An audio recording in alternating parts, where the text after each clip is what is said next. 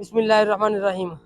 लो जी, मौसम की अंगड़ाई जी है, मुसलसल बारिशा ने ते साडा इलाका नौशहरा विरका जिहड़ा ज़री इलाका वे, ज़रखेज़ इलाका वे ते वेख लो बारिश के बाद जो सूरत हाल है कि गंदम बिल्कुल पक्की हुई है। गंदम आखदे ने पक्की ते गड़ा पै गया है। ते इस तरह होया है कि माशाअल्लाह जिहड़ा ना सूरत हाल इंतहाई परेशान कुन ने कि कनकां देख लो जी डिग्गी वो भी काली हो रही है, स्याह हो रही है, रंग अपना चेंज कर गई है।